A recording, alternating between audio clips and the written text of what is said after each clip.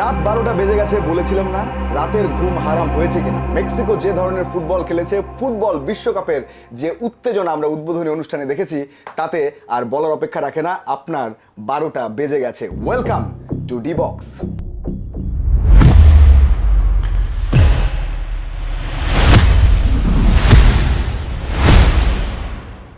ভূমির ডি বক্সে আমি রঞ্জন আর আমি পারভেজ। ম্যাচ হয়ে গেছে দুটো, এবং সেই দুই ম্যাচের মধ্যে প্রথম ম্যাচটা মেক্সিকো যেভাবে দক্ষিণ আফ্রিকাকে হারিয়ে শুরু করলো the greatest show on earth, তাতে আলোচনার জন্ম সেখানে হয়ে গেছে। কারণ 3 রেড কার্ডস একদিনে, অর্থাৎ গত দুই বিশ্বকাপে আমরা যেখানে দেখেছি পুরো বিশ্বকাপ জুড়ে 4টা লাল কার্ড, সেখানে এক ম্যাচেই 3টা, এবং বিশ্বকাপে এটা ইতিহাস হয়ে গেছে। কেন 3টা রেড কার্ড? আমার কাছে মনে হয় যে ব্রাজিলিয়ানরা তাদের নিজেদের আধিপত্য প্রথম ম্যাচ থেকে বিস্তার করতে চায়, যে কারণে ব্রাজিলিয়ান রেফারি উইলটন সাম্পায়ো তিনি 3টা লাল কার্ড দেখে বললেন যে ম্যাচ হচ্ছে মেক্সিকোর, ম্যাচ হচ্ছে সাউথ আফ্রিকার, কিন্তু আমি কিন্তু ব্রাজিলিয়ান। তো প্রপার ব্রাজিলিয়ান হলে তো 6টা দেখাতে হতো। দেখানোর চেষ্টা করেও তিনি কিন্তু সেই ফোকাসটা রাখতে পারেননি, কারণ এই বিশ্বকাপের কথা যদি চিন্তা করি 2006 সালে রাউন্ড অফ 16-এ পর্তুগাল এবং নেদারল্যান্ডসের মধ্যে এমন একটা ম্যাচ হয়েছিল যেখানে 4টা লাল কার্ড দেখতে হয়েছিল। সুতরাং ইতিহাসে কিন্তু ওই 3 লাল কার্ডই সর্বোচ্চ না।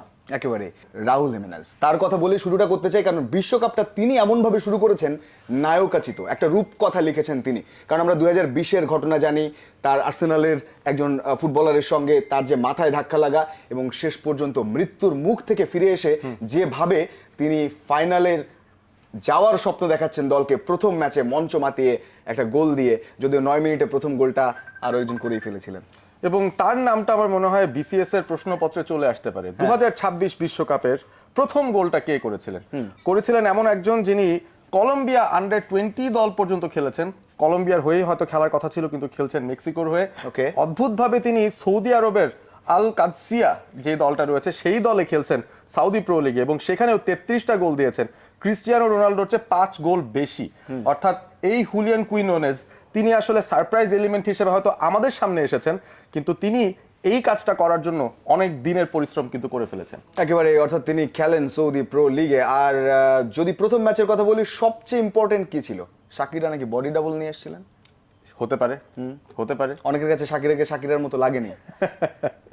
আমি এখানে কনফিউজ, কারণ এখন টেকনোলজির যে যুগ, এনিথিং ক্যান হ্যাপেন। সত্যি কথা বলতে দক্ষিণ আফ্রিকা কেমন ফুটবল খেললো আমরা সেই ম্যাচটা নিয়ে আরেকটু যদি বলি, তারা একেবারেই ডিফেন্সিভ মাইন্ডসেট নিয়ে খেলেছে, সেখান থেকেও 2টো গোল বের করেছে মেক্সিকো, সেটাও তো একটা ক্রেডিট পাওয়ার মতো।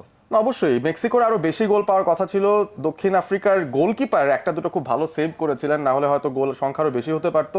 প্রথমার্ধেই দক্ষিণ আফ্রিকা যেভাবে প্রথম তাদের লাল কার্ড খেতে হলো একজন মিডফিল্ডারের, তারপর কিন্তু আসলে খেলায় তারা ফিরে আর আসার সুযোগই পায়নি। তবে মেক্সিকো ঘরের মাটিতে জিতবে এটা অনুমিত ছিল। 2টা গোল দিয়েছে, পূর্ণ 3 পয়েন্ট পেয়েছে, এবং আমার মনে হয় দক্ষিণ আফ্রিকা নিজেরাই প্রুভ করে দিয়েছে ফার্স্ট ম্যাচের পরে যে এই গ্রুপ থেকে হয়তো 4th প্লেসটা তাদেরই জুটতে পারে। একেবারে। সুতরাং মেক্সিকোর ম্যাচের পর আমরা যদি দেখি, আরো একটা ম্যাচ হয়ে গেছে, যেটা ওই একই গ্রুপে, অর্থাৎ গ্রুপ এ এর চেক রিপাবলিক এবং দক্ষিণ কোরিয়া। দক্ষিণ কোরিয়া পিছিয়ে ছিল এই ম্যাচটায় শুরুতে, তবে সেখান থেকে ব্যাক করে 2টো গোল দিয়ে তারা 2-1 ম্যাচ জিতেছে। যে দুজন গোল করেছেন তাদের নাম পারভেজ বলবে। আমার মোবাইল বের করতে হবে, আমি বরং বের করি। একটা ব্যাপার বলতে পারি যে 6 জন লি নামের খেলোয়াড় ইনভলভ ছিলেন স্কোয়াডে, যার মধ্যে 5 জন খেলেছেন স্টার্টিং 11-এ, একজন ছিলেন বেঞ্চে। ওকে, তো 59 মিনিটে গোল দিয়েছেন। হ্যাঁ, 1-0 গোলে পিছিয়ে গিয়েছিল, 67 মিনিটে গোল করেন ওয়াং ইন বম, মনে রাখা কষ্ট ভাই। এবং 80 মিনিটে যে ও হিওয়ান গিউ, সুতরাং ও হিওয়ান গিউ সঙ্গে আরো ওয়াং ইন বম বলাটা মুশকিল। তবে দক্ষিণ কোরিয়া তারা ভালো খেলেছে। এই ম্যাচটা নিয়ে পারভেজ কেমন, ব্যাটেলটা কেমন ছিল, যেহেতু আগে পিছিয়ে গিয়েছিল? আমার কাছে মনে হয় যে বিশ্বকাপের সেরা ব্র্যান্ডিং সোফার এই ম্যাচটাই, কারণ 2টো সমমানের দল খেলেছে এবং 2টো ভিন্ন স্টাইলের ফুটবল আমরা দেখেছি। প্রথম স্টাইলটা ছিল এই হার্ড হিটিং, পুরোপুরি ইউরোপিয়ান অ্যাগ্রেসিভ ট্যাকলিং একটা টিম যারা চেক রিপাবলিক, আর অন্যদিকে ছিল কোরিয়া যারা খুব ফ্লুইড খেলতে পারে এবং ফিজিক্যালি তারা বুলিড হচ্ছিল এই চেক রিপাবলিকের কাছে। এবং সেভাবেই ফার্স্ট হাফে একটা ডিরেক্ট লং থ্রো থেকেই কিন্তু চেক রিপাবলিক হেডে গোল দেয়, যেখান থেকে বোঝা যাচ্ছিল কোরিয়ার বিপদ আসতে যাচ্ছে। তবে সেকেন্ড হাফে যখন 60 মিনিট পেরিয়ে গেছে, তখন হঠাৎ করে দেখছি চেক রিপাবলিকের খেলোয়াড়রা টায়ার্ড। কেন টায়ার্ড? এই গরম, এই ধরনের আবহাওয়ায় খেলতেই তারা অভ্যস্ত নয়, এবং সেই সুযোগটা নিয়ে শেষ 30 মিনিটের ম্যাজিকে সাউথ কোরিয়া তারা 2টো গোল দিয়ে 2-1 ম্যাচও জিতে গেল, পূর্ণ পয়েন্টও পেয়ে গেল। এবং আমার মনে হয় গ্রুপ এ তে ফাইটটা হবে অ্যাকচুয়ালি সাউথ কোরিয়া এবং মেক্সিকোর মধ্যে যে কে গ্রুপ চ্যাম্পিয়ন হতে চলেছে। একেবারে 2 ম্যাচের হিসেব নিকেশ শেষ, আরো 2টো ম্যাচ তো বাকি না, যেটা সামনে আসছে সেগুলো তো কথা বলতে হবে। 2 হোস্ট কান্ট্রি আরো যারা আছেন অর্থাৎ কানাডা এবং ইউএসএ তারা মাঠে নামতে যাচ্ছে। কানাডা এবং ইতালি ফাইনালি বিশ্বকাপের জমজমাট লড়াইয়ে অংশ নেবে। ইতালি ও বসনিয়া বসনিয়া হওয়ার কথা, ও। প্লে অফসে বসনিয়া ইতালিকে তো হারালো। ইতালি স্মরণ করতেই পারে ইতালিকে, তারা বসনিয়া তাদের তো মিস করছে সবাই। না অবশ্যই, তবে বসনিয়াও যেভাবে এসেছে কাজটা কিন্তু তাদের পক্ষে মোটেও সহজ ছিল না। এবং এই যে ইউরোপিয়ান কোয়ালিফিকেশনস পার করে বসনিয়াকে প্লে অফস খেলতে হয়েছে, সেই পথে তারা কি কি করেছে? কি? এক গাদা হলুদ কার্ড খেয়েছে, এক গাদা ফাউল করেছে। ইউরোপিয়ান কোয়ালিফায়ার্সের সবচেয়ে বেশি সংখ্যক ফাউল এবং হলুদ কার্ড খাওয়া দলটার নামই বসনিয়া। Okay. সুতরাং তারা যখন নামবে তারা যুদ্ধে নামবে মোটামুটি কানাডার এগেইনস্টে। হার্জেগোভিনা মানে হারবে না না, হারার কোনো চান্স নাই। এবং তারা এমন একটা ফরমেশন নিয়ে আসে যেটার মধ্যে আসলে ওই প্র্যাগম্যাটিক ফুটবলটা আপনি দেখবেন ইউরোপিয়ান ফুটবলের সেই ফ্লেভার। তবে ইন্টারেস্টিং ব্যাপারটা আসলে বসনিয়াও না, ইন্টারেস্টিং ব্যাপার তাদের ওপোনেন্ট এবং যৌথ আয়োজক এবারে বিশ্বকাপে কানাডা। আর্জেন্টিনার সঙ্গে নিশ্চয়ই তাদের একটা কানেকশন আছে। আছে। কানাডা আর্জেন্টিনা বলতে না, আর্জেন্টিনা এবং বসনিয়া, কানাডা এবং বসনিয়া সব এলোমেলো। মানে বসনিয়া যেরকম হার্জেগোভিনা, তাদের দুটো নাম নিয়ে চলছে, আমরাও দুজন একসাথে চলতে যে হোঁচট খাচ্ছি। যে ব্যাপারটা ঘটেছে, যে যতটুকু জানতে পেরেছি, বসনিয়া হার্জেগোভিনা যখন তারা কোনো একটা থাকে না যে আন্ডারে ছিল কোনো একটা কন্টিনেন্টের বা এভাবে ভেঙে যে যখন আলাদা হয়, তখন নাকি কিছু মানুষ বসনিয়া থেকে কানাডায় তারা এসেছিলেন এবং কানাডায় তারা বসবাস করেন। সুতরাং কানাডার অনেক মানুষ তারা বসনিয়াকে সাপোর্ট করেন, এটা একটা ইম্পর্টেন্ট ব্যাপার। কানাডার ক্যাপ্টেন ছিটকে গেলেন নাকি? কানাডার ক্যাপ্টেন ছিটকে গেছেন অ্যালফোনসো ডেভিস, তাদের সবচেয়ে বড় তারকা। 2022 বিশ্বকাপে যে একটা মাত্র গোল তারা দিয়েছিল, সেই গোল এসেছিল তার পা থেকে। অন্য গোলটা এসেছিল ওন গোল থেকে। অর্থাৎ একমাত্র যিনি গোল স্কোরার টিমের ক্যাপ্টেন কিংবা ট্যালিসম্যান, তিনি ইনজুরির কারণে আজকের ম্যাচটা শুরু করতে পারছেন না, যেটা কানাডার জন্য একটা সেটব্যাক বটে। তবে যেই কানেকশনটার ব্যাপারে বলছিলাম, আর্জেন্টিনা এবং কানাডা কিভাবে তারা এক। আর্জেন্টিনা বিশ্বকাপ 2022-এর আগে শেষ জিতেছিল কবে বিশ্বকাপ? 1986 সালে। এবং 1986 সালেই কানাডা প্রথমবারের মতো ওয়ার্ল্ড কাপে কোয়ালিফাই করে। গ্রুপ স্টেজে 3টা ম্যাচই তারা হারে। 1986 পর কানাডা পরের বার কবে এসেছিল আবারও বিশ্বকাপে? 2022-এ গ্রুপ স্টেজ খেললো। কি বলতে যাচ্ছেন, এবার আর্জেন্টিনা বিশ্বকাপ জিতবে? জিতেছে 2022-এ, যেহেতু জিতেছে 1986-তে যেহেতু জিতেছে, ওমেন কিন্তু তাই আপনি বলছে। যেহেতু পড়েছেন, কানাডার তৃতীয় অ্যাপিয়ারেন্স এবং এবারও তারা হয়তো গ্রুপ স্টেজে অবশ্য 3টা ম্যাচ হবে। আমিও তো মেক্সিকো জার্সি পড়েছি, আমি তো এদের খুব প্রশংসা করেছি তা না, আপনি তো জিতিয়েই দিলেন। আর্জেন্টিনা আর সিরিয়াল উইনার্স, এবং তারা আসলে এই যে 3টা স্টার, এটা সেটারই বড় একটা প্রমাণ। আমার মনে হয় খুবই শক্তপোক্ত টিম হিসেবে তারা এসছে, but we still talking about group B. So Argentina আসতে আসতে সময় লাগবে, তারপরও সামহাও আর্জেন্টিনার কানেকশনটা খুঁজে পেলাম আর কি। তো বেটার আমরা একটু যুক্তরাষ্ট্রের দিকে আগাই, কারণ আমাদের দল কেন, থমাস ডুলি, রাইট, তিনি বিশ্বকাপ খেলেছেন না যুক্তরাষ্ট্রের হয়ে? যুক্তরাষ্ট্রের হয়ে বিশ্বকাপ খেলেছেন, ক্যাপ্টেন্সি করেছেন 1994 সালে। তিনি এখন আমাদের হেড কোচ, তার দল খেলবে, সুতরাং আমরা ইউএসএ কে সাপোর্ট করবো নাকি বাংলাদেশে?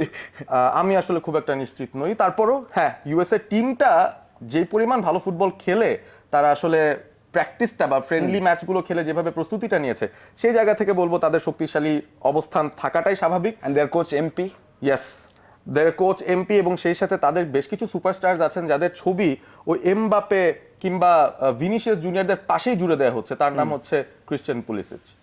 ওকে, সুতরাং আমাদের এই ম্যাচটার অপোনেন্ট যারা, সেটা বলতে পারি, আমাদের সময় তো খুব বেশি হাতে নেই। অপোনেন্ট তো টাফ। অপোনেন্টের নাম জানি কি আছে, দাঁড়ান আমি, উরুগুয়ে নাকি প্যারাগুয়ে? প্যারাগুয়ে। এই নামটা বরাবরই থাকে আর কি, ফিসফাস করে বলতে হলো আর কি, মানে নাম ভুলে গিয়েছি। তাহলে যুক্তরাষ্ট্র এবং প্যারাগুয়ে তারা মাঠে নামছে 7টায় মাঠে নামছে, তারা তো অপোনেন্ট। প্যারাগুয়ে দলটা আসলে যদি আমরা ওই জোন থেকে চিন্তা করি যে কিভাবে তারা উঠে এসছে, ডেফিনেটলি তারা বলিভিয়ার মতো টিমকে পেছনে ফেলে এসছে, চিলির মতো টিমকে পেছনে ফেলে এসছে, আর্জেন্টিনা, ইকুয়েডর, ব্রাজিলকে সঙ্গী করে তারা ওয়ার্ল্ড কাপে এসছে। সুতরাং টিম হিসেবে তাদের পারফরমেন্স ভালো হলেও খুবই ফিজিক্যাল টাইপের ফুটবলই তারা খেলবে। লাতিন আমেরিকার লাতিন ফ্লেভার আপনি প্যারাগুয়ের ফুটবলে পাবেন না। তারপরও কিছু ক্রিয়েটিভ প্লেয়ার্স রয়েছেন, ইনসিসো রয়েছেন, অ্যালমিরন রয়েছেন। ইনসিসো হয়তো ইনজুরির কারণে প্রথম ম্যাচটা নাও খেলতে পারেন, তবে মিগুয়েল অ্যালমিরন, তার বাপায়ের জাদু হয়তো আমরা দেখতে পারি প্যারাগুয়ের হয়ে। তারা একটা আপসেট ক্রিয়েট করার চেষ্টা করবে ইউএস এর এগেইনস্ট। একেবারে ফোন বের করে মাঝখানে আপনি যখন কথা বলছিলেন দেখলাম, আমি আসলেই চেক করলাম উরুগুয়ে নাকি প্যারাগুয়ে। কারণ আমরা যদি প্যারাগুয়ের জায়গায় উরুগুয়ে বলি, তাহলে আবার আমাদের 12টা বেজে যাবে, আবার শুট করতে হবে পুরাটা। রাইট। তো পুল ঘটনা তো এটাই, বিশ্বকাপ শুরু হয়ে গেছে, দামামা বেজে গেছে, মেক্সিকো জিতে গেছে, ওদিকে দক্ষিণ কোরিয়া তারা ফাটিয়ে দিয়েছে, এবং আজকে রাতেও একটা ফাটাফাটি হয়ে যাবে, অর্থাৎ ফুটবল মহারণ সেটা হবে এবং সকালেও হবে। তো এই আজকের পুরো হোলসাম যে ব্যাপারটা ডি বক্স নিয়ে, সেটা আমরা কথা বলার চেষ্টা করেছি আর্জেন্টিনা বিশ্বকাপ জিতছে সেটা পারভেজ বলেছে, সুতরাং এখানে আর বলার কিছু নেই। আমার মনে হয় যে আমরা এই এপিসোডটা শেষ করতে পারি। বাকি এপিসোড অর্থাৎ ডি বক্সের পরবর্তী যে আয়োজন বিশ্বকাপ নিয়ে আমাদের নিয়মিত প্রত্যেকদিন থাকছে, সেই আয়োজনে আবারও কথা হচ্ছে। রঞ্জন এবং পারভেজ আজকের মতো ডি বক্স থেকে বিদায় নিচ্ছি। কথা হবে আবারও, সঙ্গে থাকবেন রেডিও ভূমি FM 92.8। রেডিও ভূমি 92.8 FM।